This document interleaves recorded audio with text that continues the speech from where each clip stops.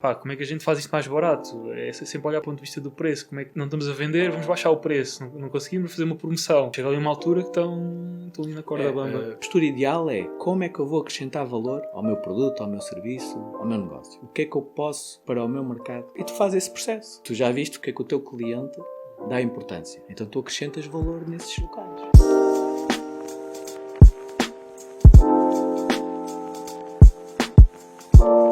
Paulo, obrigado por ter aceito aqui o convite para vir ao podcast. Isto é o terceiro episódio neste formato de vídeo. Eu antes tinha só o áudio e entrevistava o pessoal, até online. Não fazia sentido pessoalmente só para gravar áudio. Mas agora aqui com o espaço novo temos aqui outra dinâmica. Por isso, pá, bem-vindo. E para quem não sabe, o Paulo também publica na internet, no TikTok, YouTube, pá. A gente já se vem acompanhando há 2, 3 anos, talvez do TikTok, da altura aí da pandemic, que uma pessoa ficou com mais tempo livre e depois deu nisto. O que foi excelente, porque tive a oportunidade de conhecer a ti, entre outras dezenas de pessoas, e daquilo que já falámos, das interações que vamos tendo, também já percebi que eu estou neste mundo do empreendedorismo há 6, 7 anos, tu tens talvez quase 5, 6 ou 7 vezes essa duração de tempo, por isso pá, tenho montes de questões para ti, montes de perguntas, pá, montes de aqueles insights que a gente quer ver de alguém que já vai pá, muito tempo à frente para conseguir aprender com os erros nos outros, que é a forma mais barata de aprender com a experiência, com erros que outros gastaram tempo e dinheiro. Paulo, bem-vindo. Obrigado. Queres dar aqui mais algum contexto?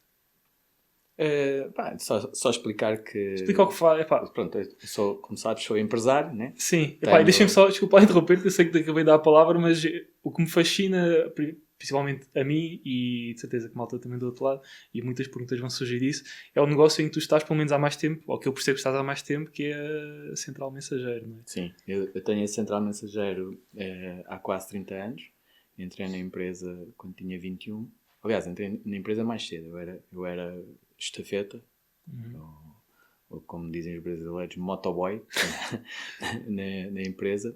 Depois foi-me proposta a compra de parte dela, eu entrei, isto em 93, e depois foi-me proposta ficar com a empresa na totalidade, porque na altura era só uma empresa apalavrada, que funcionava em cima da empresário individual, e então foi constituída em 94.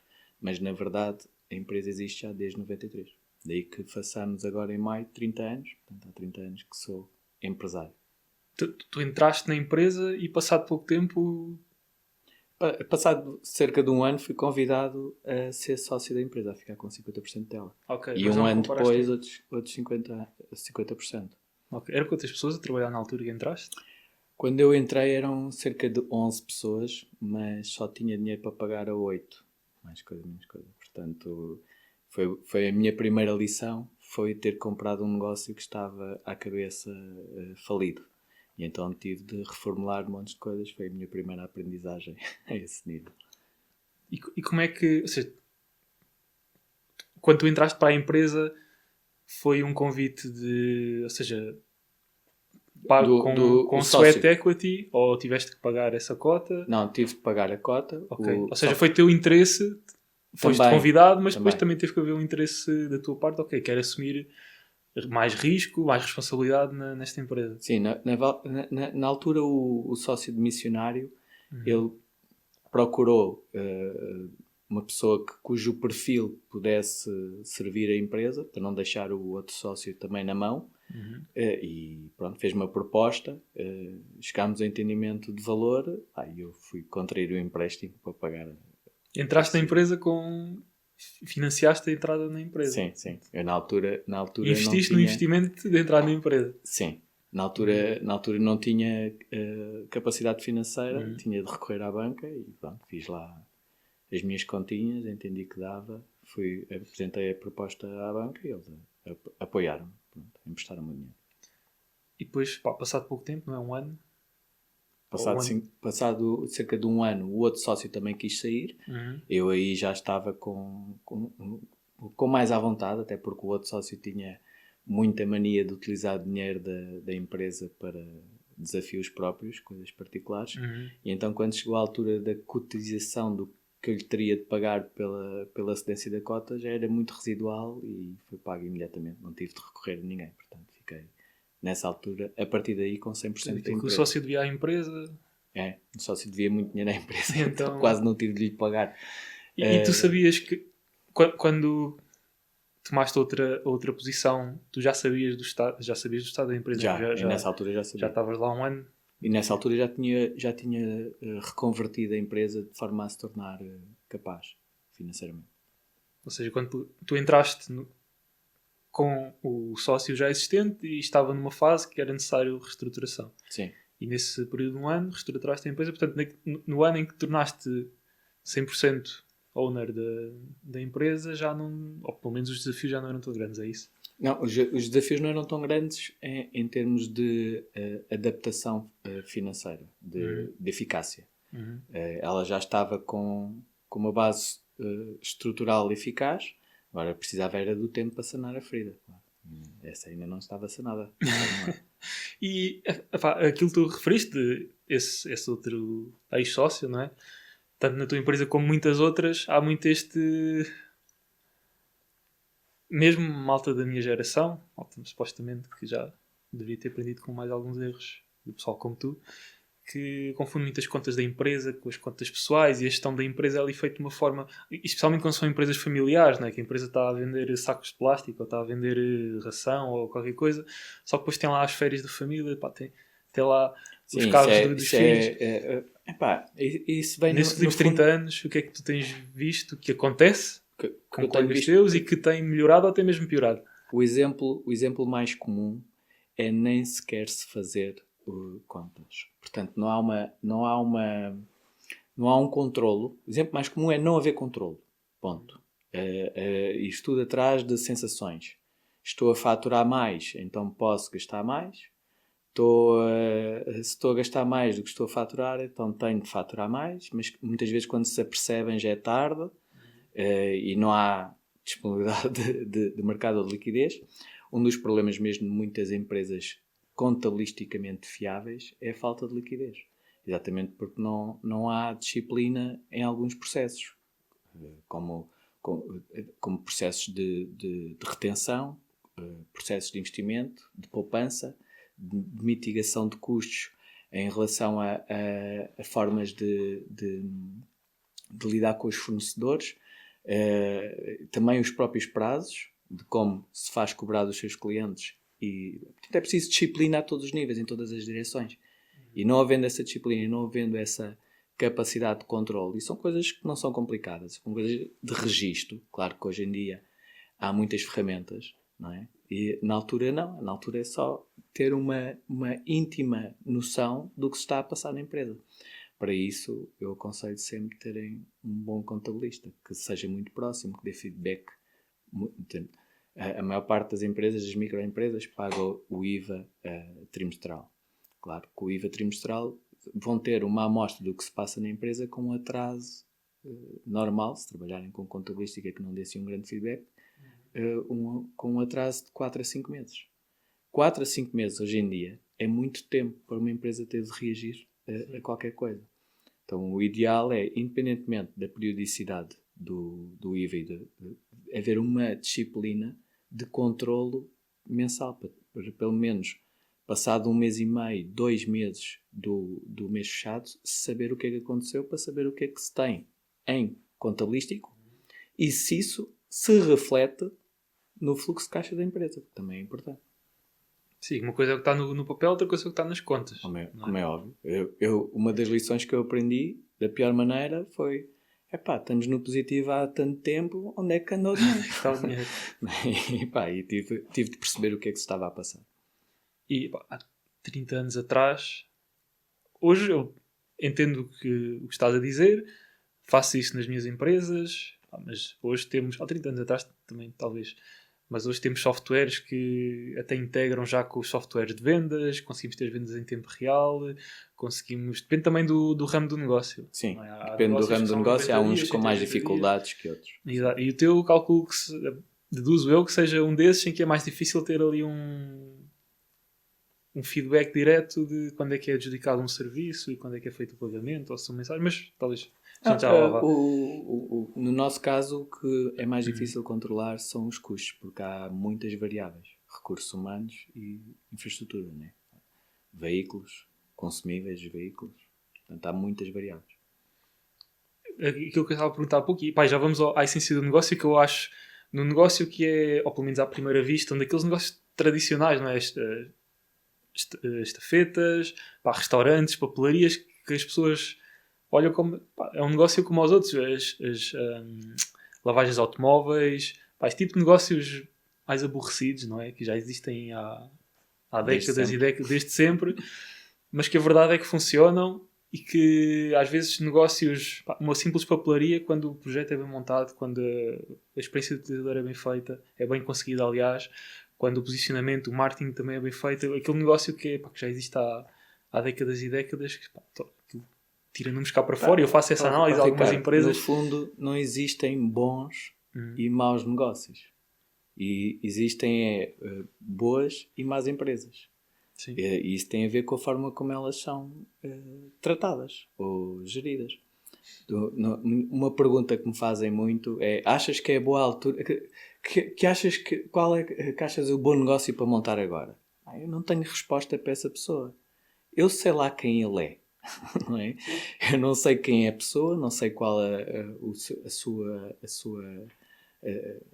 a sua área de gosto, não sei o que é que o apaixona, não sei a sua disciplina, não sei a sua capacidade de resiliência, de sacrifício, de criatividade, de dinamismo, para poder dizer, pá, faz isto ou faz aquilo. O que se pode fazer e ter uma perfeita noção para passar a quem esteja a ouvir é que, seja o que for que faças hoje em dia, porque está muito mais apurado e há muitas ferramentas para toda a gente fazer tudo e parecer tudo, tudo tem de ser feito de forma orgânica e com o conteúdo.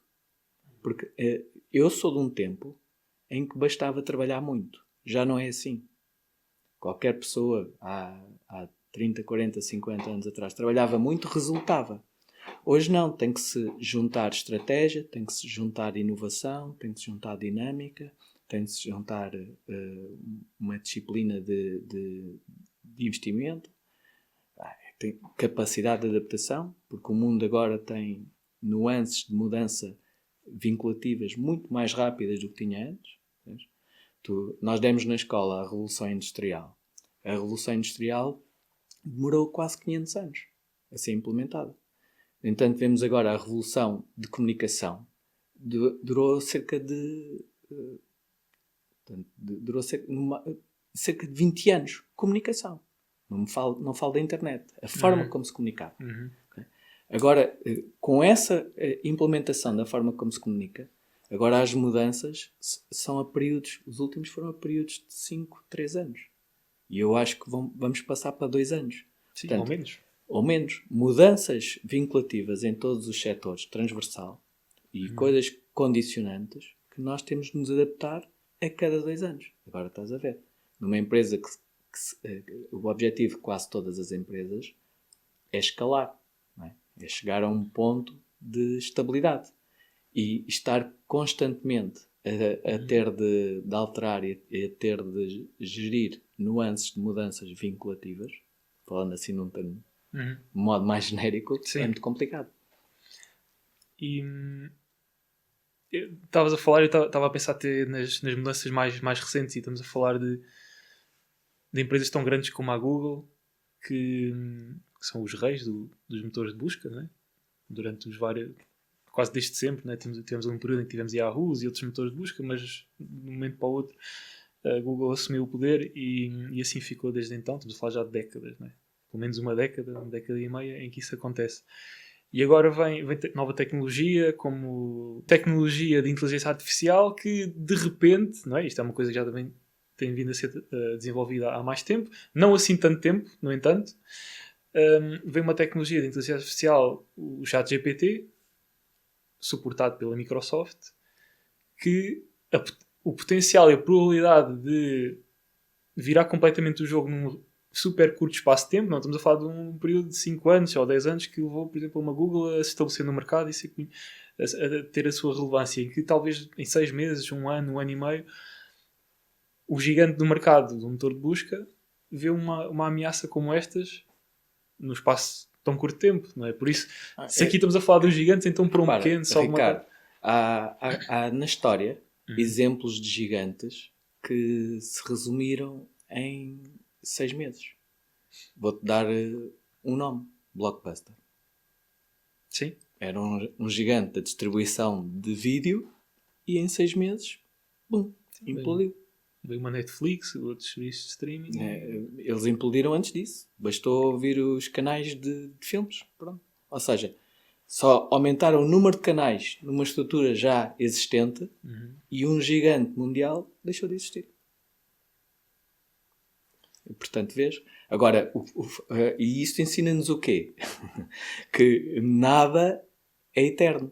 Mesmo aquilo que as pessoas entendem e muitos dos investidores falam, há uma coisa que eu gosto muito e aprecio muito, os investidores falam dos valores intrínsecos das empresas.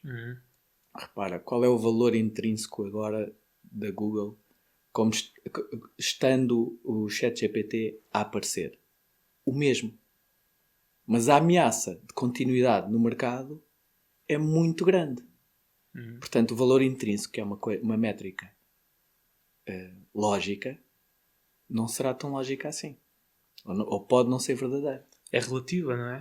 Tudo é relativo. Não há nada... Eu acho que o mais correto em termos de investimento, e quando nós falamos de investimento, o que é que nós pensamos?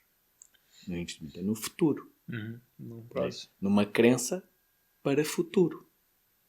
Então, o que é que interessa o valor intrínseco quando o valor intrínseco dá o agora? Com base em dados do passado. O valor, a interpretação é útil, mas tem tanto de relativo como uma ideia qualquer não assenta em nada matemático ou contabilístico. Bola. Sim, Por isso é que é importante as pessoas terem essa consciência e perceberem que o ideal é um balanço entre o que é a análise mais métrica quanto possível, mas também uma atenção constante naquilo que se está a passar no mercado. Por exemplo, vou-te dar o exemplo da Facebook. Mudou o nome para Meta.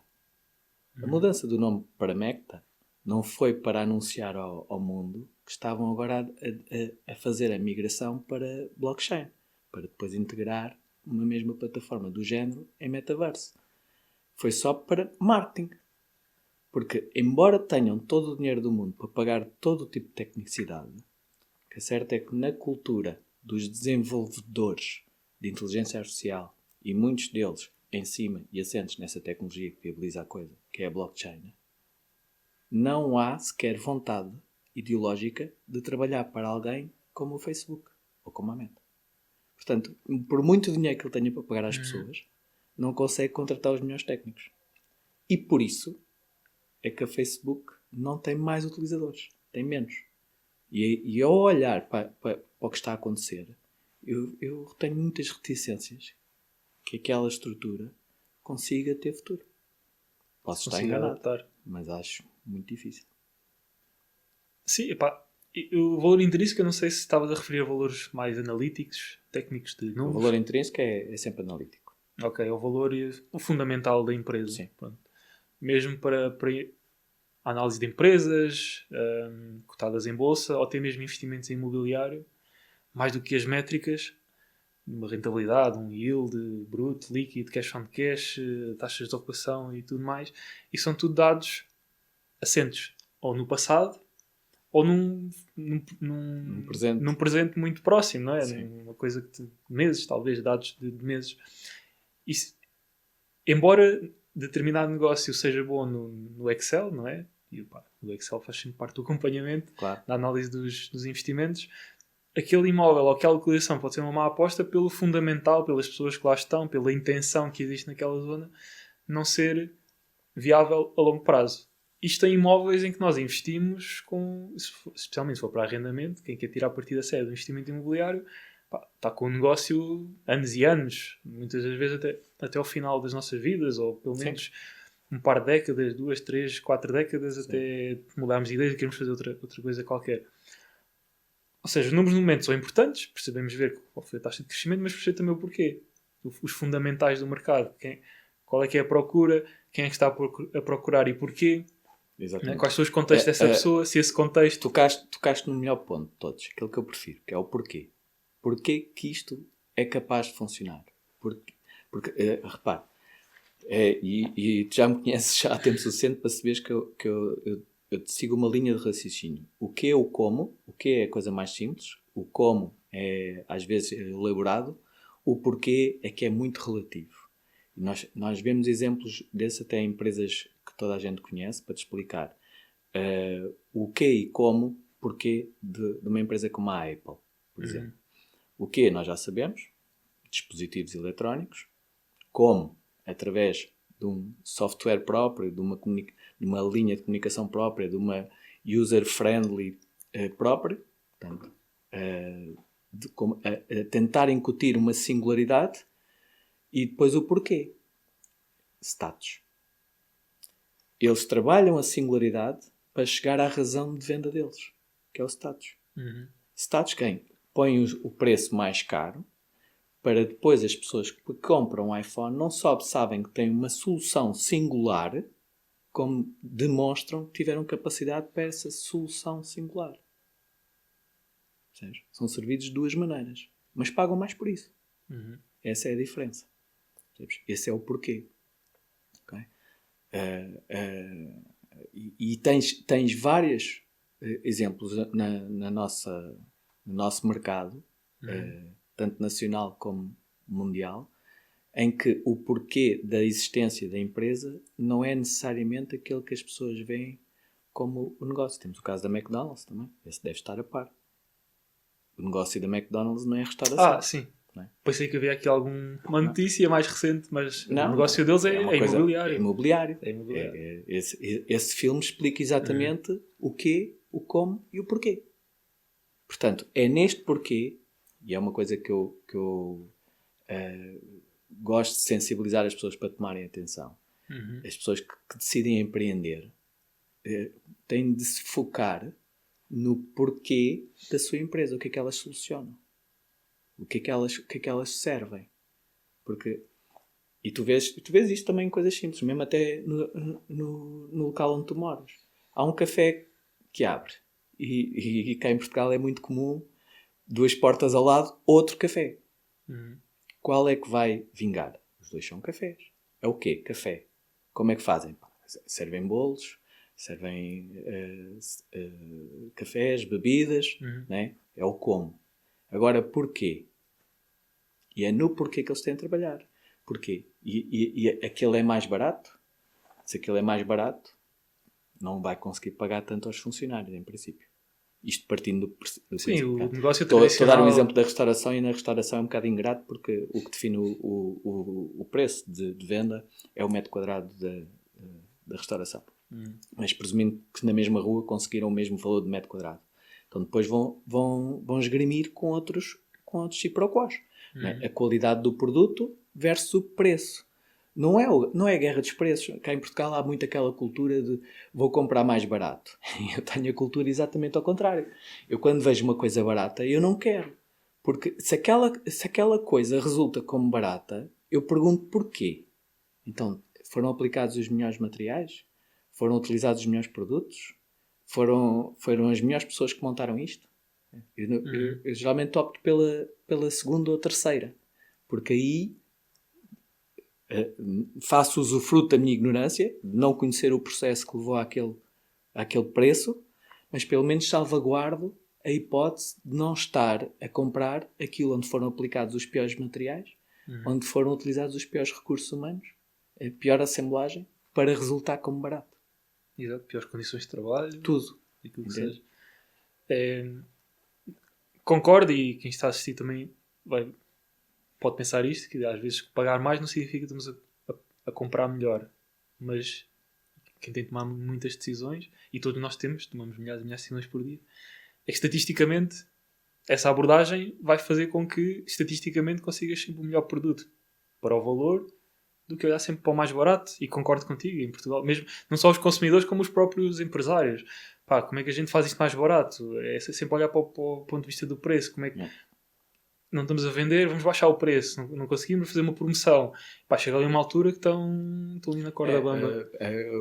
É muito prática aqui do empreendedor. Vou ter o preço mais baixo para conseguir conquistar o cliente. E quando se entra nessa guerra, entra-se numa guerra de competição infindável. Ou seja, todos são nossos competidores. Tu podes pensar de uma forma inversa, que é como é que eu vou acrescentar valor de forma a ser inquestionável a opção por mim. Para aquele tipo de pessoa, porque nós não vamos querer servir toda a gente. Para o mercado em que nós nos propomos. Nós temos de conhecer bem o mercado.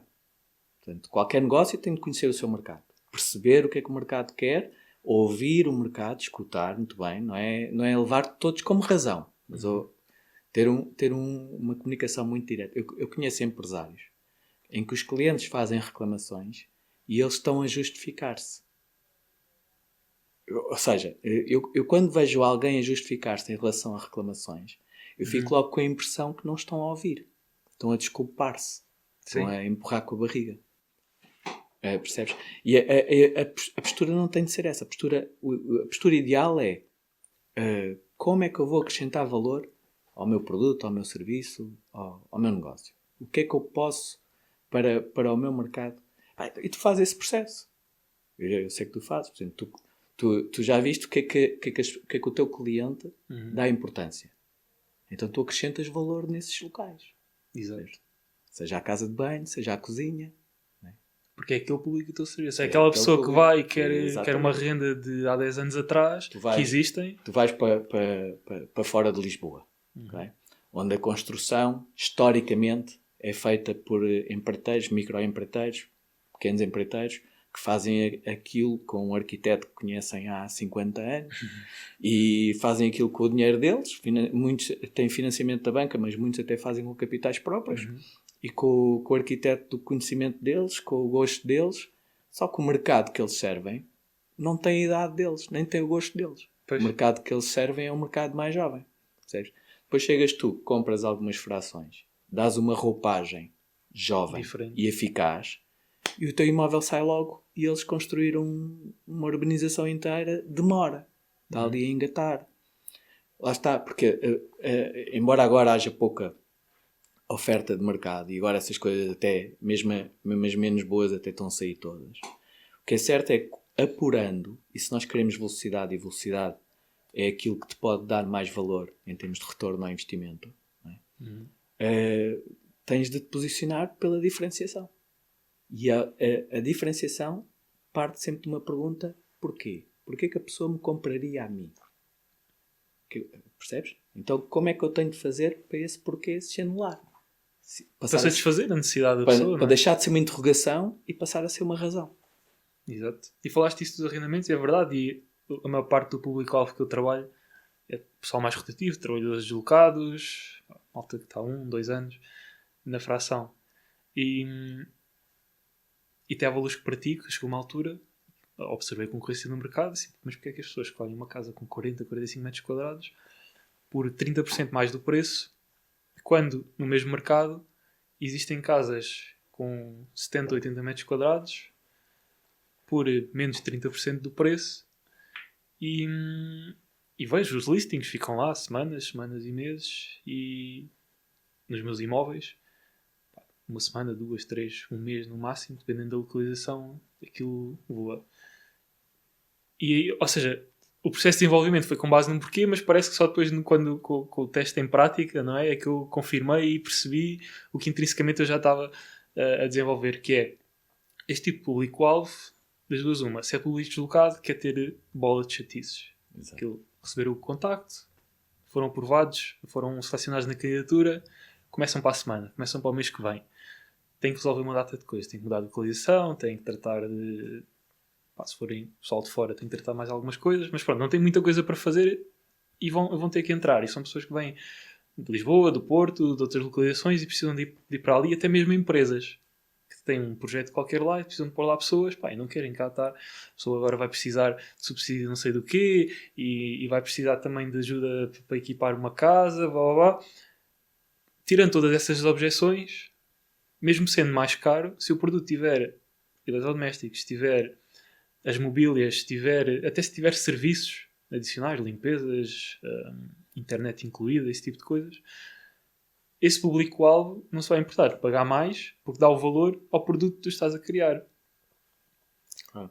Tu aí repara, identificaste um mercado, uma tipologia de mercado. É um nicho, não é? Um nicho. E adaptaste a tua oferta para isso. Acrescentaste valor, por isso é que cobras valor e eles pagam. Por isso é que cobras mais 30% da média e eles pagam.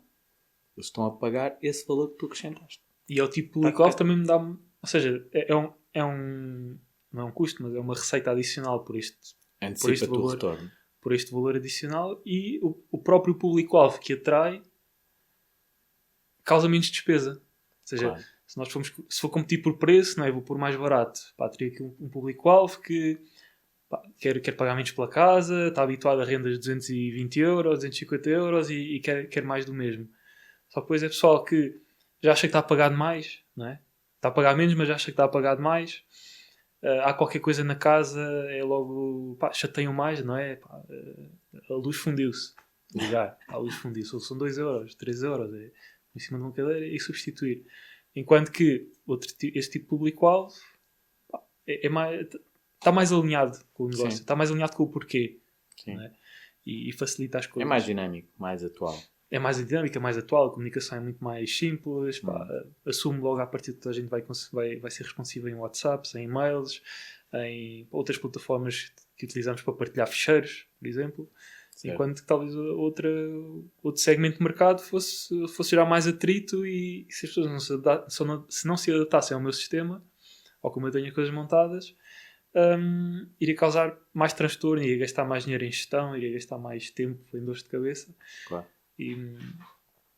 E na altura, na época em que estamos, ou seja, vou voltar um bocadinho atrás no tempo, talvez quando entraste neste mundo como empreendedor, quem abre uma pastelaria, quem abre uma papelaria, quem abre uma empresa de estafetas, quem abre outro negócio qualquer, há 30 anos atrás, tu acabas por estar muito mais restrito ou muito mais influenciado por a localização em que te encontras do que hoje. Não é? E especialmente nos novos negócios que existem, tu fazes anúncios com certeza, eu faço anúncios certamente.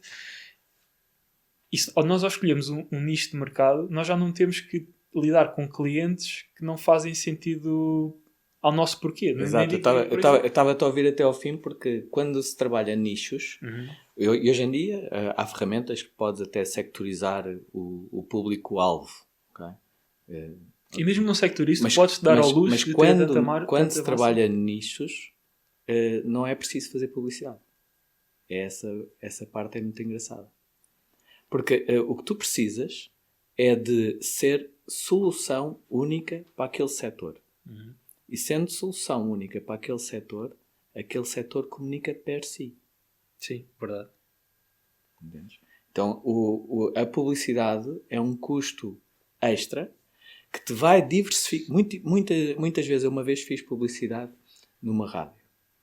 E percebi, passado um tempo, foi um investimento, foram uns sketches que correram lá durante 6 meses, e percebi que, embora tenha sido bom para a Central Mensageiro, tinha sido bom também para todas as empresas de estafetas existentes. Okay? Porque era um sketch que tinha assim, uma base de comédia, mas apresentava a Central Mensageiro como uma empresa de estafetas que solucionava o problema. Como eu não tinha ainda na altura uma estrutura para toda a área geográfica servida pela rádio, portanto, o que eu fiz de publicidade abriu a oportunidade para que alguns potenciais clientes percebessem que se calhar era melhor trabalhar como uma empresa de estafetas externos e não ter o estafeta próprio, e então foi contactar alguém que o conseguisse servir. E a Central Mensageiro podia não ser opção por estar no seu caminho, ou estar geograficamente longe, ou estar sem capacidade de escalar tão rápido quanto possível, que é uma coisa que as pessoas não sabem. Numa empresa, não sabem, muitos sabem, né? Mas alguns não. Uma empresa, se crescer rápido, pode ser a sua fatalidade. Okay?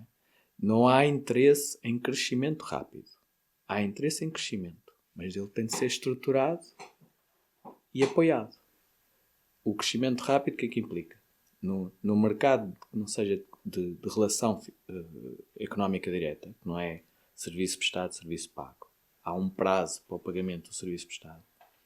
Mas quando é tudo prestação de serviços muito assentes em recursos humanos e coisas como em viaturas, né, em que os custos são todos imediatos praticamente, e as faturas todas a prazo, num setor onde as margens são muito pequenas, é natural tu começares a ter uma estrutura para servir uma necessidade face à margem que tu tens em relação ao que o mercado te condiciona na relação comercial com o teu cliente, só vai resultar em margem líquida daquele novo cliente passado 18 meses. Sim, 18 meses é mesmo... Exato. Mesmo Agora 3 meses, imagina com margens líquidas a rondar os 10 e 20%. Okay? E a ganhares clientes novos todos os meses. Uhum. Portanto, para uma empresa de prestação de serviços, pode ser fatal para ela e acaba por ocorrer uma implosão. Não é? Estamos a trabalhar tão bem que vamos ter de fechar, porque não há dinheiro. Exato. Ou se algum cliente, não é? Se algum cliente falha, ou Imagina que 20% dos clientes falham. Já foste. acabou. É preciso criar aquela fundação, ou aquelas fundações em termos de estrutura. É preciso ter equipa, muita disciplina, é preciso ter uma boa relação com o cliente, identificar bem o cliente que é cliente, porque o cliente que não paga não é um cliente. Eu vejo muitas empresas a ficarem em más condições porque têm um grande cliente. Mas um grande cliente pode não ser um bom cliente. O bom cliente é aquele que paga. Assim como o bom fornecedor é aquele que resolve aquilo que tu precisas. Exato. Quando um cliente não paga, não é um cliente. É um peso. É um mono. Portanto, todo o empresário tem de ter coragem e ter disciplina, contextualizar, comunicar bem, para que o cliente perceba que tem de haver uma relação económica dentro daquilo que foi acertado, para que toda a gente resolva bem aquilo que tem de resolver. Porque senão, não dá. E eu vejo empresários muitas vezes a protelarem relações com clientes que não são clientes, porque não pagam. E é um erro. Eu nisso uso pragmatismo. Não há problema nenhum. Um cliente que não paga não precisa de pagar. Nós também não precisamos de trabalhar. Já houve clientes que não pagaram, certamente. Claro. Exato. Estamos em Portugal, não é? E clientes, estamos em Portugal é clientes que não pagaram e mais. Depois, legalmente, é muito difícil fazer com que eles paguem. Sim, esse é outro desafio. Mas lá está, como nos arrendamentos, a maior parte do ganho e da minimização das dores de cabeça está na altura em que a gente faz a triagem do futuro inquilino. E sei que tu também tens arrendamentos, por isso certamente também concordas com isso. Sim. Mas em termos empresariais, o número de clientes que te falham ou que te falhavam há 30 anos atrás, 25, 30 anos atrás, para agora, certamente diminuiu. Não? É difícil medir isso, porque a minha pergunta é algo que eu não meço. Né? Eu hoje em dia tenho cerca de 500, mais coisa, menos coisa, clientes ativos. E tenho sempre clientes que têm... Eles não têm falta de dinheiro, eles têm mais disciplinas. E muitos... Uma coisa que eu identifico, eu trabalho em setores, né? Trabalho em nichos de mercado, e são setores que se suportam muito na tecnicidade. Ou seja, estamos a falar de ortodontia, de ótica. Portanto, há muita componente técnica nesses setores. É preciso que o técnico saiba cortar a lente, é preciso que o médico saiba diagnosticar, ou o optometrista saiba diagnosticar uma graduação. Assim como na ortodontia é preciso que o laboratório, geralmente são propriedade de técnicos que conseguem fazer próteses, então, são artistas. Uhum. E repara, há um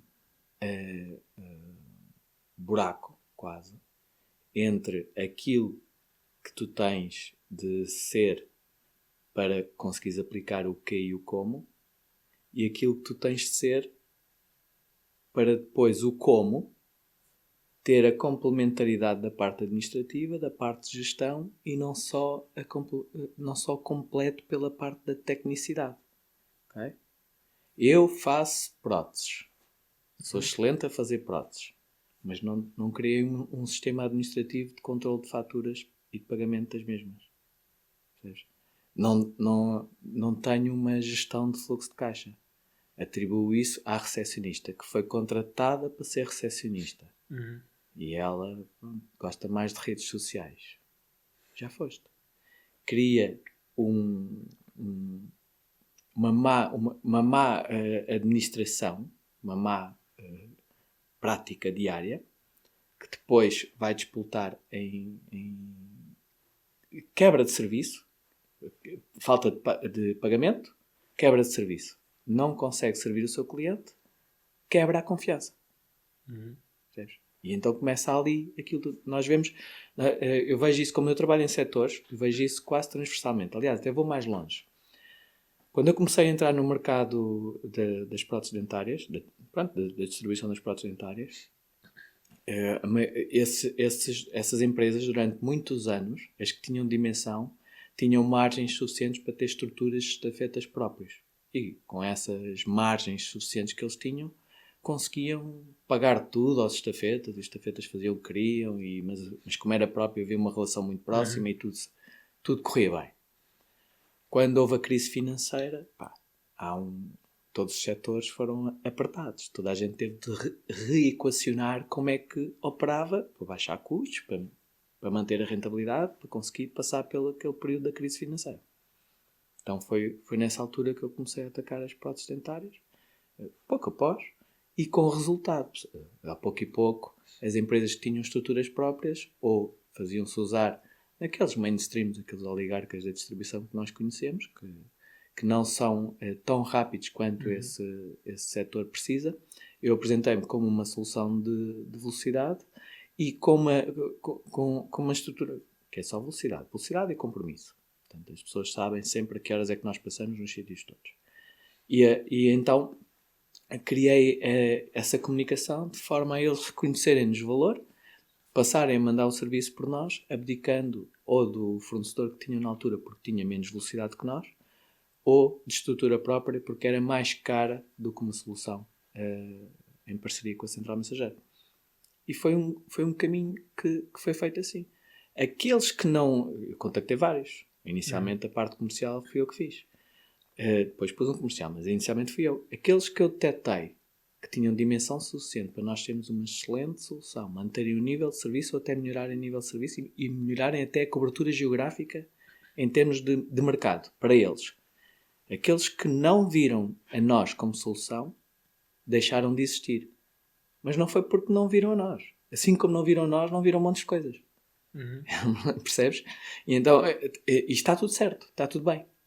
Por isso é que as pessoas têm de entender, quando empreendem, têm de estar disponíveis a aprender e a identificar as oportunidades e as mudanças do mercado.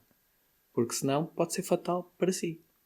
E eu tenho a certeza que há muita gente com muita habilidade que é tipo genial a fazer sempre a prótese com uma margem de erro que não há, quase mínima, e encaixa sempre, então é menos um vai e vem, menos uma consulta, menos tempo ocupado no dentista, neste negócio em particular. Sim. Mas isto dá para tudo. Portanto, ou seja, a tecnicidade pode ser um problema para o empresário. Se ele é um técnico tão bom, depois pensa que aquilo é resumido à sua capacidade. Mas quando ele empreende, ele passa a ser uma empresa.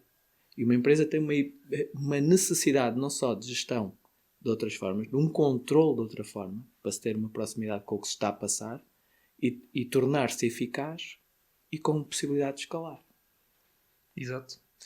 Que é para não sermos nós... E há bocado eu fiz-te a pergunta de quantos clientes tinhas...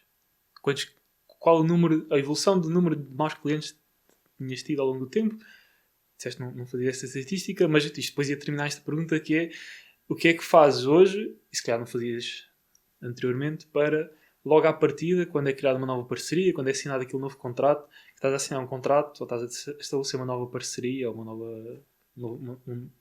novo contrato de prestação de serviços com um novo cliente, em que, isto nunca há certezas, mas em que a probabilidade de ser uma conta problemática, não é? Ou que não paga, ou que levanta chatices, ou que está sempre a exigir mais, desenvolveste algum mecanismo natural ou hoje em dia forçado? Nós temos uma aplicação própria que comunica com o nosso software de faturação.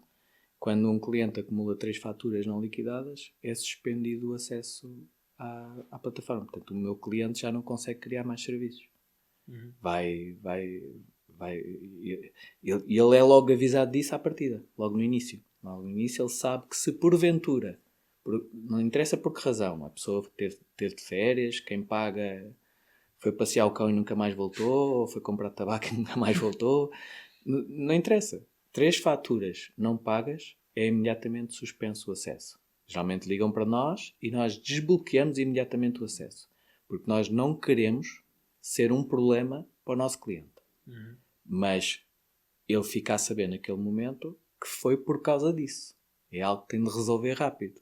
Porque todos os dias o programa vai correr e vai bloquear o cliente. Então se ele não paga, ele foi bloqueado. Não, tem uma necessidade, tem de mandar um trabalho para um cliente seu e não consegue. Ele telefona para nós, não consigo aceder ao site, ao portal. E nós, é porque tem aqui 3 faturas. Está lá assinalado. Mas pronto, nós vamos forçar o desbloquear. Mas amanhã está bloqueado outra vez. É diário. Pois, é diário. Isso vai forçar que a pessoa... Vai forçar que a pessoa pague. Geralmente pagam logo. Pagam até no próprio dia. Sim. Porque lá está. Nós somos nucleares. Nós somos a comunicação com o seu cliente. Exato. Se ele não servir o seu cliente, ele não trabalha. Não tem negócio, não é? Não tem negócio. O negócio não funciona.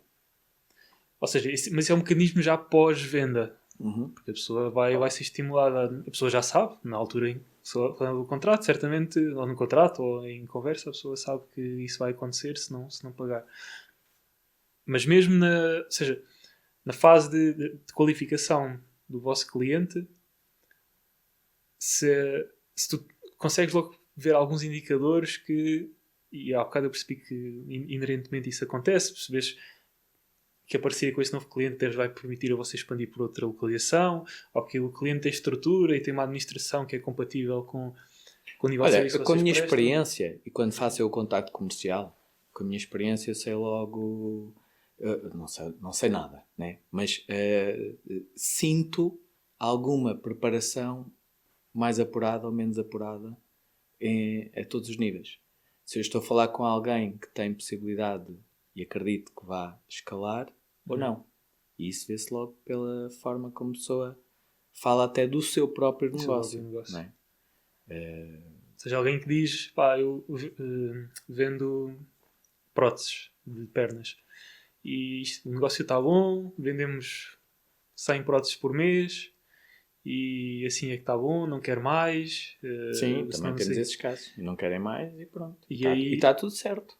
Mas um dia chega alguém que lhe apresenta uma solução ao seu cliente de outra maneira, mais estruturada, e ele, porque não quis mais, nunca olhou para o negócio dele, nunca inovou, o mundo continua a rodar, continua... Se ele não for a feiras ver novas técnicas, se ele não for a feiras ver novos materiais, se ele não fizer atualização de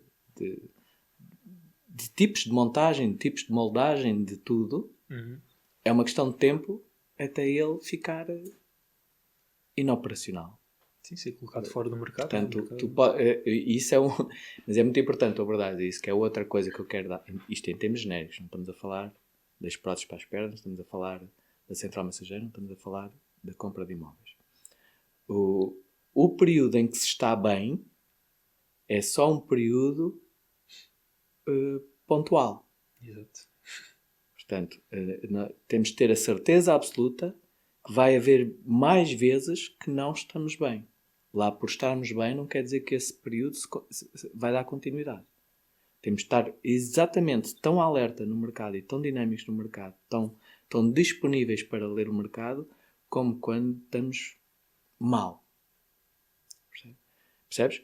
Aquela sagaz observação que tu fizeste ao início, pá, e eu tenho de fazer isto sem margem de erro nenhum, porque pá, não tenho, agora com certeza, tens mais conhecimento, tens mais experiência, estás mais alavancado com tudo, não tenho dúvidas disso.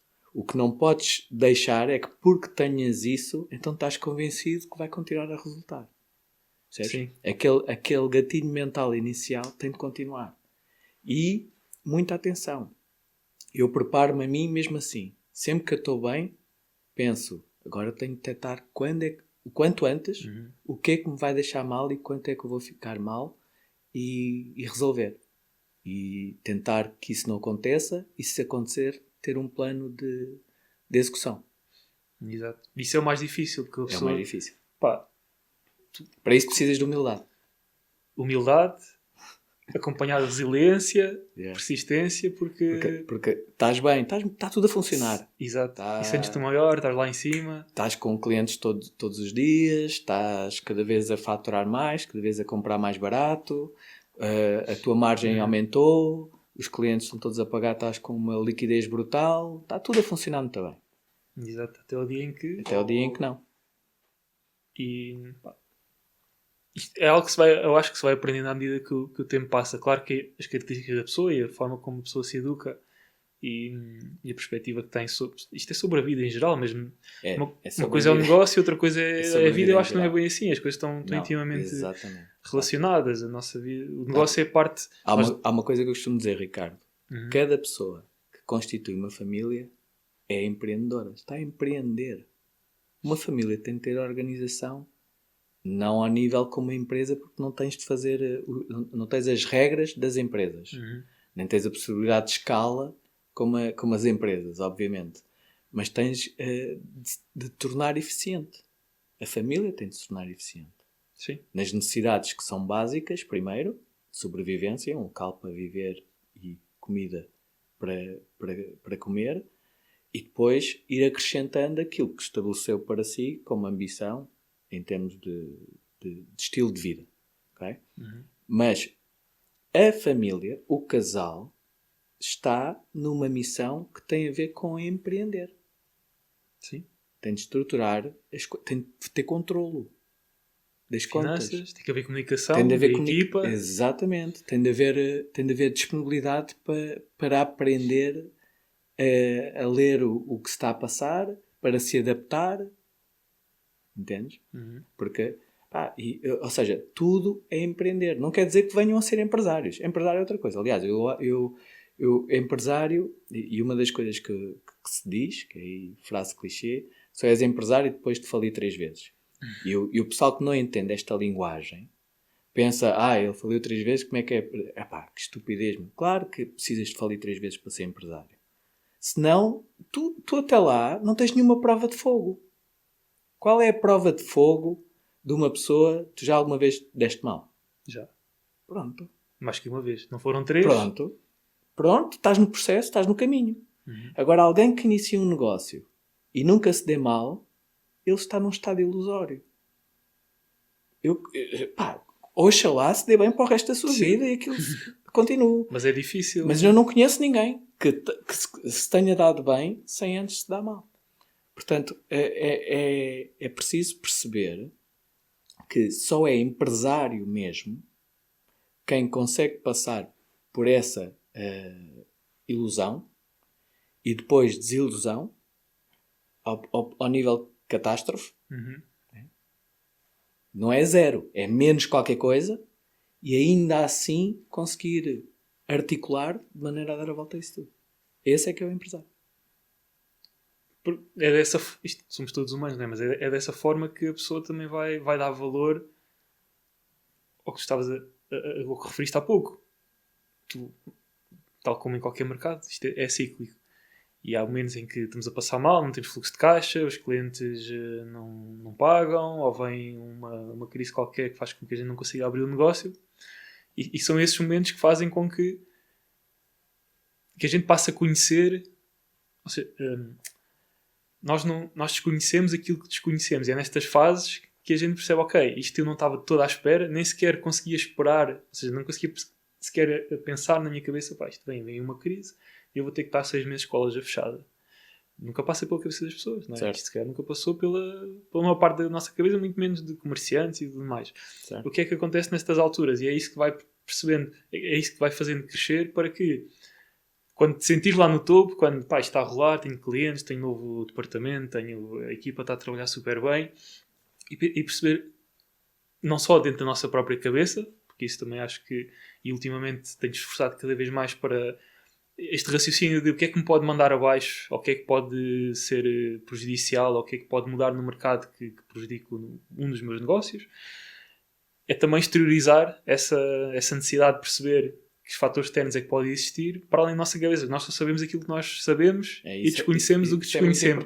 E são outras pessoas que nos vão trazer... É muito importante pôr isso assim, porque lá está, naquele estado de trabalho que corre bem, empresa que corre bem, e nós ganhamos quase como que uma arrogância de está tudo a correr, e depois somos surpreendidos e percebemos realmente que afinal não sabíamos aquilo que não sabíamos. E é preciso depois manter essa forma de estar, de não saber aquilo que não sabemos, tem de continuar e não ser só um estado de consciência quando está a correr mal, porque surgiu algo que não estávamos à espera. Tem de continuar também quando está a correr bem. E percebes? Portanto, estar sempre consciente. Eu faço isso, e o pessoal que me conhece às vezes pergunta, mas porquê? Por exemplo, eu vou-te dar um exemplo prático. Okay? A minha empresa tem lucro desde 2008. Okay. Às vezes mais, outras vezes menos, mas tem lucro desde 2008. Uma empresa como a minha, ter lucro tantos anos seguidos, numa empresa de distribuição, de estafetagem, nós deixámos de ser microempresa, somos agora pequena empresa. Portanto, temos já os números que nos configuram como pequena empresa. E o que eu vejo nesse processo é que eu estou sempre a reinventar-me. Percebes? Eu não quero com esta conversa parecer que estou a centralizar as coisas a mim. Estou a dar-me a mim como exemplo. Okay? Por exemplo, eu fui fazer, assinei agora, comentei contigo, fiz vários cursos ao longo da minha vida. E agora fiz outro. Inscrevi-me num curso que estou a fazer, que é um curso de alavancagem de empresa. Aquilo que eu tive acesso até agora ao curso, até agora, e estou para aí a, sei lá, 5% do curso, o curso é extenso. Até agora não aprendi nada. E já dediquei muito tempo. Já Sim. Passei um dia completo em brainstorming, não aprendi nada de nada. No entanto, tudo o que foi transmitido, reconheço que é absolutamente útil para toda a gente. Só não é para mim, porque eu tenho 30 anos disto. Mas algum empresário, mesmo que tenha feito a parte catedrática de gestão de empresas, precisa de ouvir aquilo que foi falado ali naquele dia. Okay? Para mim é que não.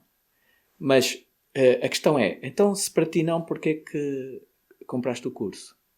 Por isso mesmo. Porque eu não sei o que eu não sei. Se eu não me expor a isso, nunca vou detectar aquilo que eu não sei.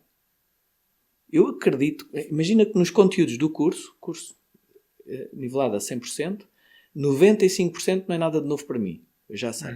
E depois, se 5% for uma coisa nova para mim, e se eu reconhecer como aplicável no meu negócio, eu paguei o curso mais barato de todos. Porquê? Sim. Porque eu já estou alavancado. Exato. Entendes? Com algumas horas. Yeah. E reforças o que já sabes. Reforço o que eu já sei, reitero o que eu já sei, atualizo-me em ferramentas, porque eles estão na área, é o princípio da especificidade. Um princípio para a evolução é o da especificidade. A minha especificidade é logística. Expedições, rotas, optimizar aquilo. A minha especificidade não é ter ferramentas de alavancagem da empresa, de análise, de controle. Eu tenho as minhas, do tempo da outra senhora, não havia internet, não havia essas coisas, não é? Depois aplico a minha disciplina, funciona um bocado ao contrário. Não funciono tão proativamente, funciono reativamente, então o meu proativo é antecipando a desgraça e salvaguardando para tudo e qualquer coisa. É como eu faço. Exato. Agora, tenho acesso a ferramentas mais atuais, a ferramentas de controle mais imediatas, que me dão uma flexibilidade maior naquilo que eu vejo e que tenho que fazer. Ao mesmo tempo, dão-me uma disciplina de trabalho que eu consigo transmitir para a minha equipa, porque é uma entidade externa. Portanto, no fundo, é como que eu comprei não só um curso, mas também uma consultadoria. Então tenho agora uns chefes. O patrão sou eu, mas tenho chefes. Tenho uma equipa que olha para a minha empresa e dá-me datas para as tarefas que eu defino e que vejo como plausíveis serem concretizadas. Tens em inglês accountability externa em cima de ti, não é? Neste momento tenho tudo.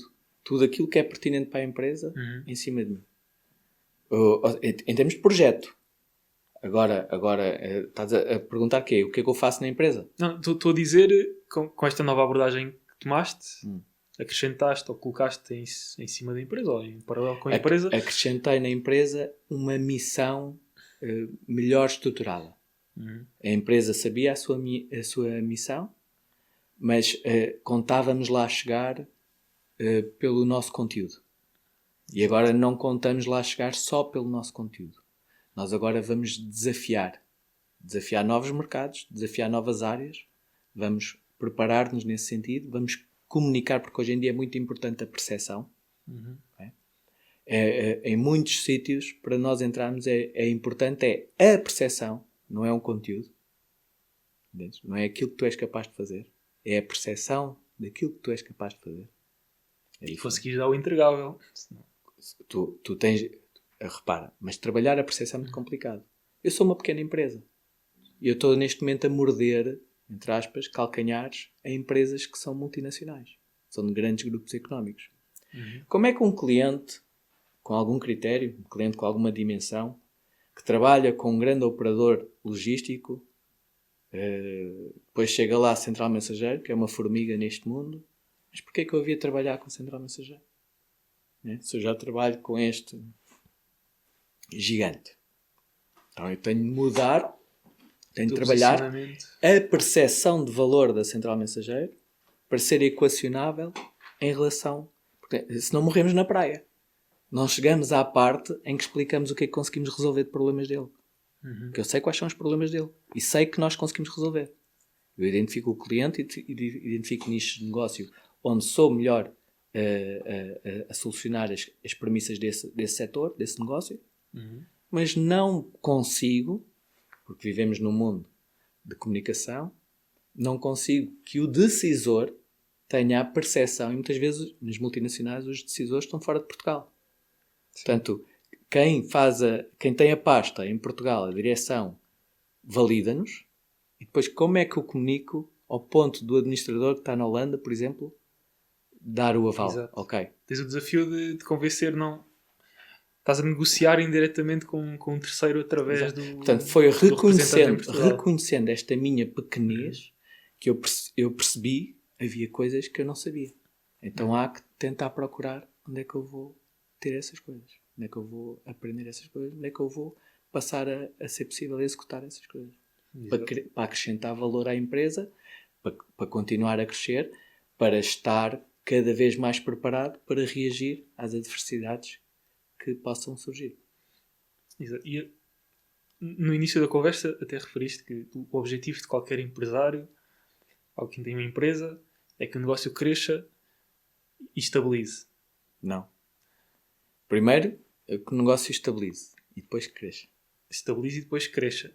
Ok. Então eu ia aqui colocar em causa o que era uma empresa estável para ti. Uma empresa que aquela fábrica de próteses queria vender só 100 por mês. É uma empresa que já está estável, paga as contas, tem margem, as pessoas estão contentes, estão felizes, mas só quer vender 100 próteses. Está estabilizada. Mas a verdade é que esse tipo de abordagem faz com que, não digo todas as empresas, mas que a maior parte delas, se a empresa, se não tem, se a chefia, não é? Ou se a direção não tem aquela mentalidade de perceber que a diversidade... Não tem mentalidade de fazer perguntas. Fazer perguntas. A todos os níveis. Por isso, uma empresa estável, pelo menos a meu ver, é a empresa que, ou negócio, uma empresa estável é aquela que está em constante crescimento, evolução, adaptação. Adaptação. Uma empresa estável pode ter de decrescer para ficar estável. Não está em constante crescimento. Está em constante adaptação. Mas mesmo em termos de estrutura, poderá haver aqui mais ou menos crescimento, em termos de mais pessoas contratadas para entregar o mesmo serviço, mas em termos de faturação, pelo menos a faturação acompanhar métricas semelhantes àquilo que é crescimento económico, vou dar um exemplo. Isso tem que acontecer. Vou dar um exemplo que corrobora aquilo que eu disse. Empresas como a Amazon, como a eBay, como a Alibaba, chegaram perto de grandes estruturas de distribuição e dissemos: nós damos o Reino Unido todo. Tudo. Portanto, nós financiamos até a vossa estrutura. Para vocês se adaptarem, para nós termos a entrega através da vossa estrutura. Okay? E eles passam de empresa para empregados de um mega cliente. Okay? Esse mega cliente quer resolver um problema acreditando que ali há o know-how. Mas não perguntam ao know-how como é que aquilo se faz. Vão com dinheiro, compram e pagam know-how, mas depois querem que resulte uma coisa que na realidade não é fisicamente possível. Porque há muitas variáveis. Acontece, sei lá, 80% o que se acredita que aconteça, os 20% não sabemos. E injetam a estrutura com todos esses envios. Uma estrutura que é dimensionada para uma necessidade. Ora, pensa comigo. Qual é a necessidade de distribuição da Amazon? Tu acreditas que a Amazon, seja no Natal, seja quando fazem a Black Friday, assim, tem mais vendas ou menos vendas? Nesse período de tempo, acredito que tenha mais. Tenho mais. Então, como é que tu desenhas uma estrutura para funcionar em que um dia tem 1000 entregas, ou num dia tenha 2000 entregas, ou no outro dia tem 1000 entregas, ou no outro dia tem 3000? Então, como é que tu fazes isso? Sim, se estás a comprar uma empresa que está habituada a 2000 por dia, não fazes. Eles têm o know-how para aquele segmento do mercado que se os entregas. Se tiveres a estrutura para corresponder a 3000 por dia, vai resultar como custo em mono quando tens os 1000 por dia. Percebes? Quando tens há ali uma variável muito grande em termos de volume e a estrutura que se tem de preparar, mas a Amazon, a eBay, a Alibaba põe a cenoura à frente dos administradores dessas empresas, aí vamos ficar com a Amazon, isto é espetacular. Portanto, estás a ver, em termos de crescimento, crescem, em termos de volume de faturação, porém, em termos de lucro, muito dificilmente. O que temos visto na história é que todas as empresas que aceitaram fazer isto e ficar massivas e à mercê de 1 ou 2 clientes, implodiram. Deixaram de existir. Não se conseguiram. Mas aí o crescimento é forçado de forma externa. Ou seja, não é uma coisa que parte de dentro. Sim. Parte de dentro a decisão. A decisão, isso é a responsabilidade de todo e qualquer acontecimento, até aqueles... Eu vou dizer uma coisa que pode deixar muita gente indignada. Até um negócio que tenha deixado de existir por causa da pandemia é da culpa da pessoa do negócio. Isto não é uma atribuição de responsabilidade prática. Isto é uma forma de estar na vida. Porque se nós estivermos assim, conseguimos identificar as coisas e resolvê-las. Agora, se estivermos sempre a dar razões externas, a maior parte das vezes nós não vamos identificar aquilo que temos de fazer para resolver. Ok? Portanto, nós temos de estar sempre absolutamente críticos em relação a nós. E continuar a fazer perguntas a nós. Tenho isto. Basicamente é aquela métrica. É um problema. É um problema que eu posso resolver? Não. Então não é um problema. É uma circunstância. O que é que eu posso fazer para mitigar o prejuízo em relação a esta nova circunstância? O que é que eu posso fazer para divergir o meu negócio para uma área que agora, por causa desta circunstância, tenha surgido, tenha aberto? Ok? Porque, ou seja, não nos devemos balizar por aquilo que fazemos. Devemos focar-nos naquilo que nós somos. E que conseguimos fazer e ainda não estamos a fazer. Não é? Portanto, sempre flexíveis, sempre adaptados. E para isso precisas ter criatividade, precisas de fazer perguntas, precisas de ter bom sentido de análise, precisas de ter disponibilidade e resiliência e espírito de sacrifício, precisas ter montes de fatores, e isso é que constroem o todo de um verdadeiro empresário. Exato. E algo que, por mais preparação que exista, acredito que sem experiência é difícil. A experiência vai-te dar o conhecimento empírico. É o melhor de todos. Porque tu és uma pessoa atenta. E tu tentas, faz uma coisa que eu também faço, que é com o experienciado por outros, adoto aquelas verdades, escuso eu de passar pelo processo e levar pancada também. Mas ainda assim cometemos os nossos erros e levamos pancada e vemos, porra, eu até já sabia isto e faz parte. Não há mal nenhum nisso, faz parte. Temos de reconhecer a nossa incapacidade. Agora, só temos de estar disponíveis para constantemente estar a receber informação, a assimilar, a aprender e, muito mais importante, a executar. Exatamente. E, pá,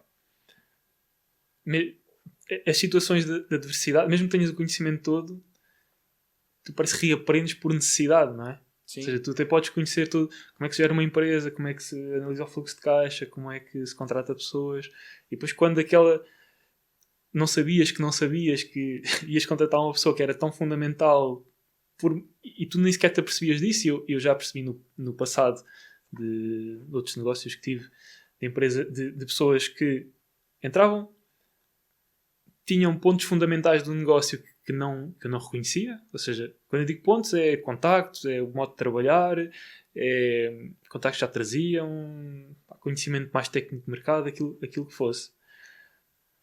E que as coisas ficam muito bem, não é? Pá, muito bem, está aqui uma equipa a funcionar, espetacular. E depois, se ou a pessoa deixa de desempenhar daquela forma, ou se a pessoa sai, o negócio sofre e muito com isso, e tu não sabes porquê, não é?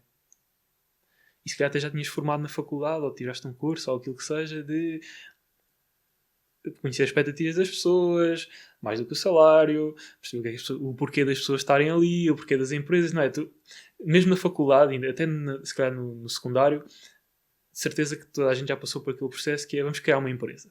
Temos um projeto que é criar uma empresa. Qual é que é a missão? Quais é que são os valores? O porquê acho que não se fala muito, mas pelo menos a missão e os valores... Estás a ver? Mas os valores vão de encontro ao porquê. Porque não se fala muito porque é o mais difícil. Exato. É mais... Focar mesmo no porquê, isso, pelo menos, já tive cadeiras e não sei o quê. Não é que o porquê... O porquê tem de resultar. Não tens de focar no que tens de juntar, no que tens de agregar para resultar no porquê. Se tu me perguntares hoje em dia porque é que os meus clientes usam o meu serviço, eu tenho lá uma frase que explica, assim, em termos de punchline, né? Que é: com rigor honramos compromissos. Okay? Mas o que eu faço é chegar mais cedo e à hora certa. Isso é o teu como? Não. É o meu porquê. Porque eu chego mais cedo. O meu como é como eu organizo a estrutura de maneira a chegar mais cedo. Percebes? De maneira a conseguir fazer em multidiário. Isso é o como. Agora, esse como vai resultar numa forma de operar que quem valoriza não é o meu cliente. é o destinatário do meu cliente. Por isso é que eu não precisei durante muitos anos, ainda não tenho agora já retirei, foi só para entrar na nova área de negócio que tinha um comercial, já não tenho um comercial na empresa. Quer dizer, tenho, mas faz outras coisas e quando alguém pede o contacto comercial é ele que eu dou. Sim. É ele que trata, mas é só... Alguém multicapaz. Só porque... Sim, sempre. Numa pequena empresa temos de ter pessoas com capacidades de... E ele também trata da parte da comunicação e da parte da imagem, que não há muito trabalho também porque não fazemos publicidade, né? Portanto é só uma questão de mais de assinaturas de e-mails, um postalzinho de Natal, back-office, uma publicação ou outra no Facebook da empresa e pronto. Aliás, isso agora até que instaurei-se outra vez, que até estava abandonado, só para tu veres. Mas pronto, quem resulta como nosso comercial é o destinatário do meu cliente. Percebes? E cria-se até uma questão engraçada que eu já tive, presentemente acredito que não, que já está resolvido, mas já tive no passado clientes que trabalhavam comigo contrariados. Tu não tens nenhum hóspede ou nenhum inquilino na tua casa que esteja lá contrariado. Gostaria de estar do outro lado, mas vê-se obrigado por estar ali. Eles escolheram, não é? Estar ali. Eles escolheram. Eu houve uma altura em que eu cheguei a ter pessoal que escolheria trabalhar com outra empresa, mas que não podia, porque senão ia perder negócio. Estás a ver? E isto é um porquê bem desenhado.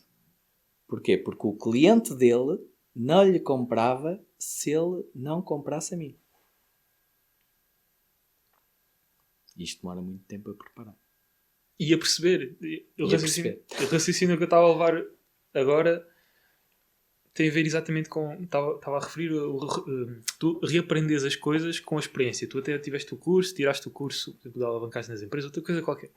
Ou na faculdade, uma formação, toda XPTO, Business Management, etc. Só depois na prática... E hoje tenho uma... Ou seja, eu estava a dar aqui um exemplo de pessoas que eu não percebi que eram fundamentais e que eram, seja por forma de estar, seja por contacto, seja por capacidades técnicas, e por deixarem de... ou por começarem a desenvolver o trabalho de outra forma.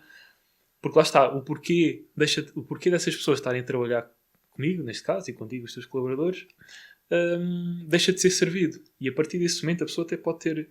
É a mesma pessoa de há se calhar 2 anos atrás. Só que o porquê já não está a ser servido. A pessoa pode também não ter capacidade emocional para entender que isso está a acontecer e ser ela proativamente a dizer, olha, isto já não faz sentido para mim, vou partir para outra. E, embora eu não tive nenhuma formação de business nem nada do género, fui aprendendo isto maioritariamente de forma empírica e mais recentemente também com formações e inclusive a que tu estás a fazer, calculo eu que seja a mesma alavancagem das empresas, para obter este conhecimento. Mas é na prática que nós sentimos realmente... Com a necessidade prática nós aprendemos muito mais rápido, não é? Claro. E a ponto de vista que eu tinha é que o conhecimento empírico grava-te de uma maneira, exato, muda mesmo o chip, é isso é que muda o chip, não é? A formação dá umas ideias, a gente fica meio... Ficas com uma capacidade mais sensibilizado para aquilo, mas quando ela acontece é que tu gravas. E hoje a minha perspectiva é completamente diferente. Primeiro, não assumo que as pessoas que trabalham comigo, mesmo excelentes e que a gente se dá bem e que as coisas fazem acontecer e funcionam, vão ficar comigo para sempre, não é? Porque isso é errado. Ponto número 2. Esse é o ponto número 1, muito, muito importante. Ou seja, tudo o que as pessoas fazem ser sistematizado, ser facilmente delegável ou transportável de uma pessoa ou de uma equipa para uma equipa nova, mesmo que aquilo leve uma lavagem 360, tipo um McDonald's, não é? As pessoas... Sim. Um ano só é uma equipa, no ano a seguir vais lá, as pessoas são todas diferentes e aquilo continua a funcionar da mesma forma. Tem um bocado essa abordagem. E as pessoas que entram, perceber o porquê que elas entram e porquê que elas escolheram, porque em antemão, ou são aquela malta que dispara para todo lado, ou escolheram efetivamente trabalhar contigo era aquilo que mais se enquadravam. Não é? Tinham aquele objetivo, tu quando colocas um post de trabalho ou abres uma vaga, tu tens que vender essa posição e tens que vender de uma forma o que é que a pessoa vai obter, o que é que tu esperas em retorno. Pelo menos eu tenho esse ponto de vista.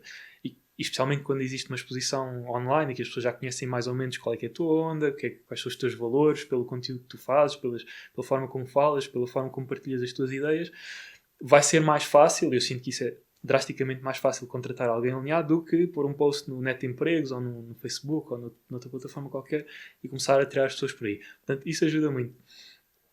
Mas para além disso, perceber as pessoas já estão minimamente alinhadas contigo, mas porquê é que querem trabalhar contigo? E perceber se o porquê delas querem trabalhar contigo alinha com o teu porquê do negócio e dar as ferramentas e os meios suficientes assim, para que a pessoa... elas querem trabalhar na minha empresa por diversas razões. Primeiro, eu também não tenho um engajamento assim tão grande, de maneira que cada pessoa que vai lá trabalhar seja por minha via. Já aconteceu, só que as pessoas... há uma premissa que é real, que as pessoas não têm alguma dificuldade em entender, que é a valorização do que interessa. Portanto, repara, estou-me a lembrar do exemplo de um rapaz que foi lá trabalhar para estar próximo de mim, mas ele nunca podia ter a expectativa de estar próximo de mim o tempo todo. Né? Ele foi lá, a primeira premissa dele tem de ser: eu preciso de um sítio onde vá ter rentabilidade. E tendo contacto com alguém que me acrescenta, está melhor. E foi engraçado, ele apresentou-se assim, foi-lhe aberta uma oportunidade e ele trabalhou e trabalhou bem. Até que chega ao ponto, repara a incongruência, até que chega ao ponto em que ele disse: olha, vou abrir um negócio meu, estive a falar com a minha mãe, vou abrir um negócio meu. E eu, muito bem, respeito isso. Qual é o negócio? É gestão de condomínios. Portanto, sabes que a gestão de condomínios tem muitos processos legais e administrativos. Eu, ok, então é só apresentares a tua carta de rescisão. E ele, como é que eu faço isso? Meu amigo, então tu vais ser sócio de uma empresa de gestão de condomínios e não sabes sequer como é que podes fazer uma carta de rescisão. Eu digo-te, agarras numa folha em branco, escreves eu, blá blá blá blá blá, informo que a partir da data tal, blá blá blá, deixarei de estar ao serviço da empresa. Pronto, assinas, depois a data e entregas ali. Nós tiramos uma cópia, damos-te uma cópia assinada como recebida e está feito. Sim. Agora, não montes um negócio de gestão de condomínios com a tua mãe, porque tu não sabes nada de nada. Nem a não saber, é a proatividade. Agora, sabes que não sabes nada. Não, eu sei qualquer coisa. Então essa é a razão porque tu não deves ir abrir esse negócio. Tu só deves abrir um negócio, e repara, disse para não abrires, depois tu me dizeres que sabias qualquer coisa. Só deves abrir um negócio se reconheceres que não percebes puto nada. E nunca vais perceber tudo sobre o negócio, é impossível, não dá. O negócio muda, o mercado muda. Portanto, estás a ver, alguém que valorizava a minha mensagem, esteve próximo de mim e depois pensou na mesma e está tudo certo. E pensou na mesma pela sua cabeça. Claro que eu sei que ele dali tem duas uma. Vai contra a parede e se tiver realmente o objetivo e o sonho de ser empresário, vai aprender pelo caminho. Se tiver disponibilidade para isso, se tiver tempo para isso, se tiver margem para isso. Mas não augurava muito de bom para alguém com aquela idade, que já estava na casa dos 20 e tal, ainda não saber aquilo. Pá, eu sei isso para aí desde o primeiro dia que trabalhei, com 17 anos. Sim. Que sei isso. Pois, pelo menos citava as vias mais comuns, não é? Mesmo que não fosse de cabeça, uma pessoa na internet, facilmente. Não, eu acho e até para abrir uma empresa de gestão de condomínios, facilmente se consegue com a informação disponível. Isto é de conhecimento geral, é de cultura geral. Qualquer pessoa deve saber que para se demitir é só escrever uma carta com o seu nome e com a data e manifestar o que é que quer fazer. Sim. Mais nada. Pois, pá, há sempre... Nenhum processo é 100% fiável. Mas... Como empresário com negócios, só para concluir o raciocínio que eu estava aqui a expor, o meu objetivo é que o porquê das pessoas sejam satisfeitos no meu projeto, na minha empresa, na minha... Estás a pensar na empregabilidade. E no próprio processo das pessoas. Ou seja, ponto número 1, não assumir que as pessoas ficam lá para sempre. Pá, tenho pessoas espetaculares a trabalhar comigo. Eu sei perfeitamente que as pessoas estão... O teu negócio qual é? São vários. Gestão de arrendamentos, compra e revenda e formação online. E formação online. Então o teu negócio não é contratar pessoas? O meu negócio não é contratar pessoas. O meu negócio é ter uma equipa... Então, porquê que estás a pôr foco nisso? Porque eu não contrato pessoas, mas absorvo clientes. E eu tenho plena noção que para a experiência dos meus clientes ser o melhor possível... Convido-te a pensar assim. Tu tens o teu ideal de funcionário. Tu não deves sequer preparar-te a ti para corresponderes àquilo que é a tua sensibilidade da amostra que tem manifestado vontade de trabalhar contigo. Okay? O que tu deves é definir o tipo de perfil que tu queres aqui. E depois utilizar a quantidade até lá chegares.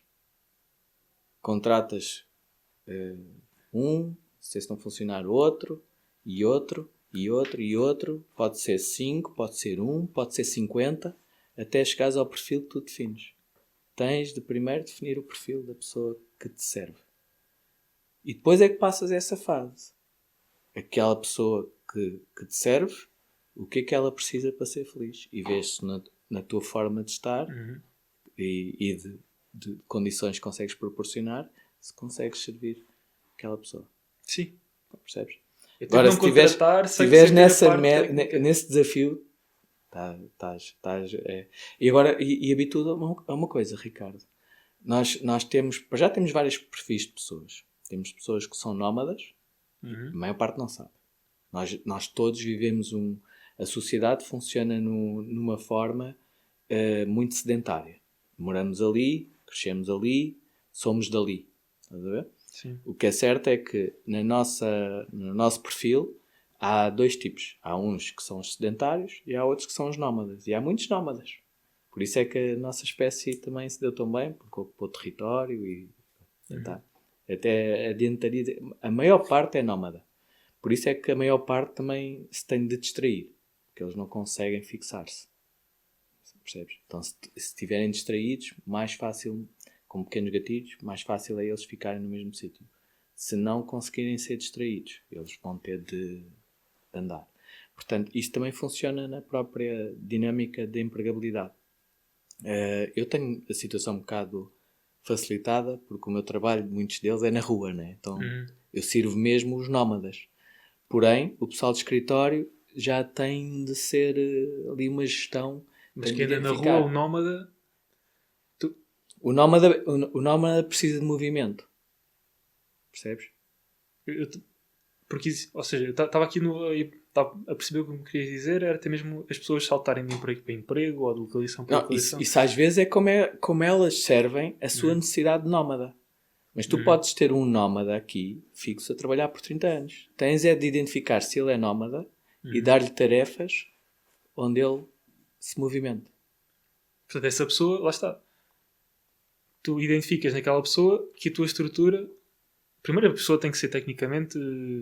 Tem que ter o perfil que tu procuras. Exato. Sabe conduzir, tem responsabilidade, chega a horas, disciplina... Soft skills, pontualidade, assiduidade. Sabe antecipar problemas, esse tipo de coisas todas. E pedes no trabalho anterior o que é que você capacidade fez. de autónomo. Capacidade de autonomia. Isso consegues triar quando analisas o perfil. E muitas das vezes, até no teu caso, podes só validar isso no terreno, quando a pessoa ali na primeira semana começa a meter o pé na argola. Ou não. Mas a pessoa... Tu sabes que aquela pessoa fica contigo 30 anos porque o porquê dela, que é aquilo que tu identificas como o perfil nómada, é satisfeito por aquilo que a tua estrutura... Não é o que oferece, mas que a tua estrutura é criada. A tua estrutura foi criada com base nisso. Isso está alinhado com o projeto de vida dela. Né? Exato. Era aí que eu queria chegar. Ou seja, as pessoas... Primeiro, assumir que não vão ficar contigo para sempre. Porque há pessoas que trabalham comigo que querem fazer mais... Mas tu não tens de controlar isso. Só tens de ter os melhores ativos no teu negócio. Eu não tenho que adaptar o meu negócio para servir. Não. O negócio é como é. O negócio só se adapta ao mercado. Nunca aos funcionários. Perceberes que o teu negócio, como está montado, vai satisfazer o porquê daquela pessoa. Sim, mas os funcionários têm de ser tratados como se fossem clientes. Okay? Exatamente. É o porquê, não é? Sim. Uns entram numa via de consumidor e o outro via de prestador de serviço ou desenvolvedor de produto. Só que é um trato mais pragmático. Vamos ter uma plataforma aqui em que somos opção e as pessoas querem aqui trabalhar, e depois há sempre o pessoal que discorda. Nem toda a gente... E há uns só passam a discordar ali a 2, 3 anos. Eu tenho isso até mesmo dentro da empresa. Há pessoas que estão numa rota que não gostam e tenho outra pessoa que está noutra rota que não gosta. Eu mudo-os de rota e os dois passam a gostar. Sim. E cada um está numa rota em que o outro não gostava. Exato. É esse o nosso trabalho, não é? Identificar na estrutura que nós temos e optimizar. Porque tu não ias criar uma rota nova só para aquela pessoa estar mais contente. Nem vou tirá-lo da rota porque ele não gosta dela. Então, fico o quê? Fica ali a olhar para mim. Pois, ou sai, já não se enquadra.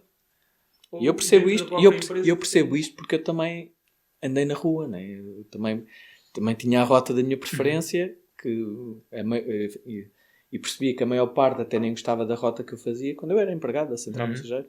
Eu tinha a rota que eu gostava de fazer e tinha outros que diziam que a minha rota era a dor de cabeça. E eu achava que a deles é que era a dor de cabeça. Tem a ver com a perspectiva, com a opinião, com a forma como nós mais nos identificamos com a missão e com a forma de estar ali. Exato. E nós como patrões, empregadores, empresários, temos o nosso trabalho cá de cima, não é? Perceber... Sim. Lá está. É constante análise, constante dinâmica de observação, constante reação, constante execução. Não só do mercado, como também dentro da própria estrutura. O que é que pode correr mal dentro da estrutura? Ou o que é que pode afetar, danificar a estrutura? Quando digo digo equipamentos, por exemplo, pessoas, softwares, ferramentas, aquilo que seja. O que é que pode, um fator externo, possa colocar em causa aquilo que está criado e funcionar bem, que estabilize e que, por mais adaptação que eu queira fazer ao mercado, não vou conseguir porque internamente não consigo adaptar, seja por a pessoa mudou de rota e a pessoa trabalha contigo há 5 anos. Nunca deu problemas de rotas, não é? E tu identificas há ali um momento que ao invés de fazer de Lisboa passas a fazer de Santarém. E se não fores atento, a pessoa naquela rota a sua performance pode descer, o seu nível de compromisso pode descer, aliás, pode ser alterado.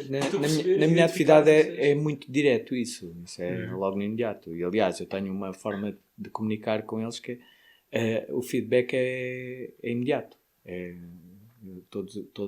Toda a minha equipa, nós temos, sei lá, entre empregados e prestadores de serviço, temos 80 e tal pessoas na estrutura. Todos eles têm o meu número de telefone e todos eles, se tiverem um problema que seja comigo, de resolução comigo mesmo, contactam-me sem problema nenhum.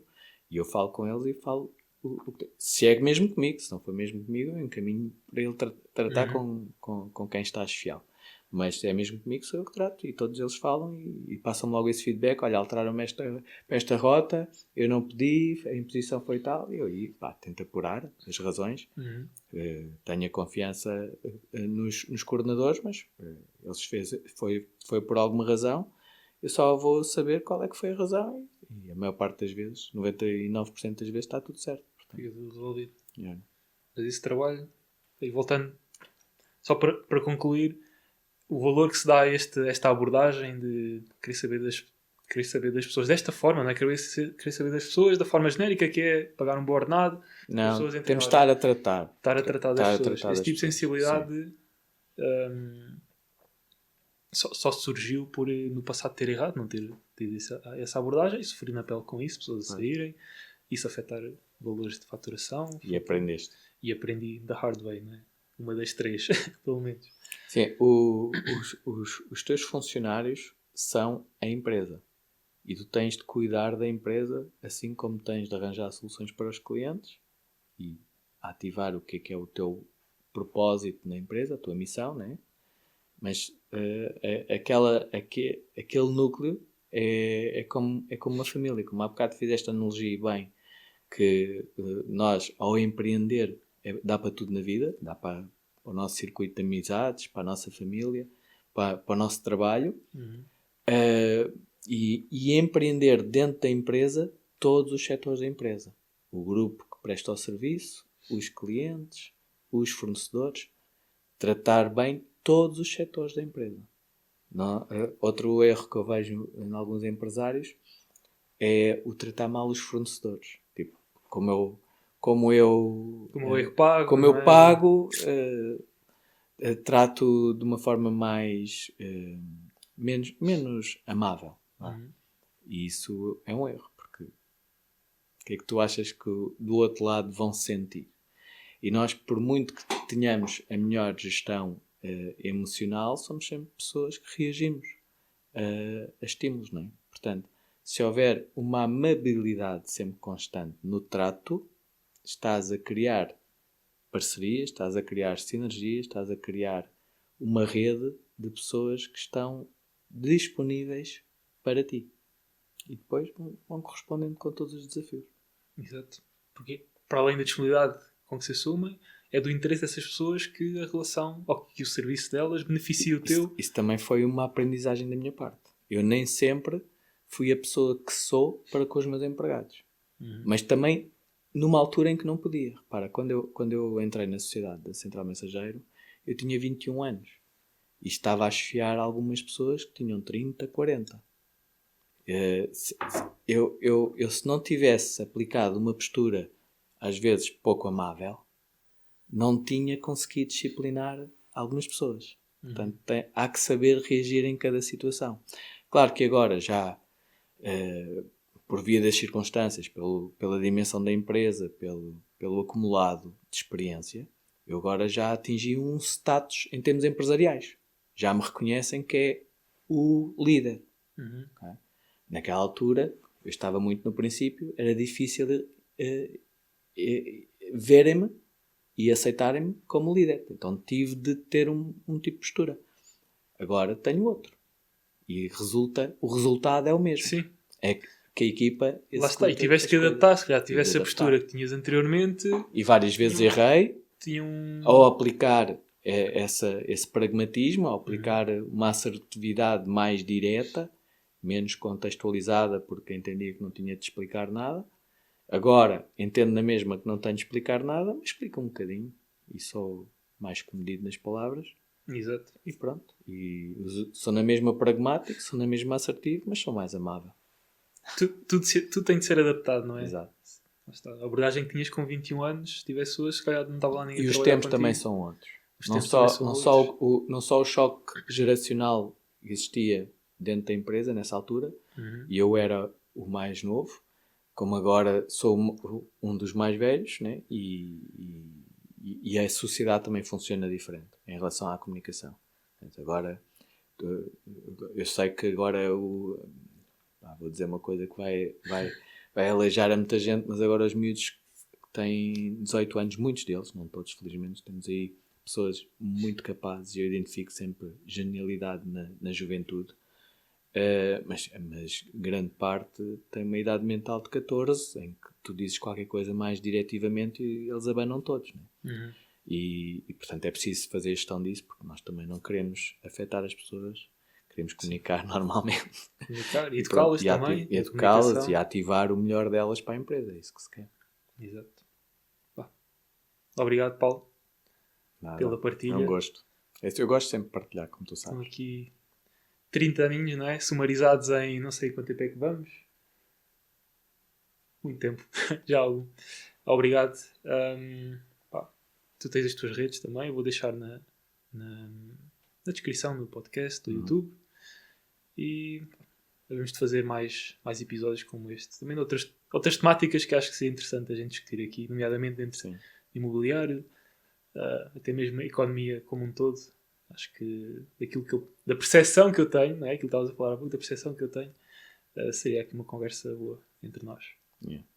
Tá bom? Vamos partilhar a nossa percepção da economia também. É isso. Obrigado por assistirem a este episódio. Nós vemos no próximo.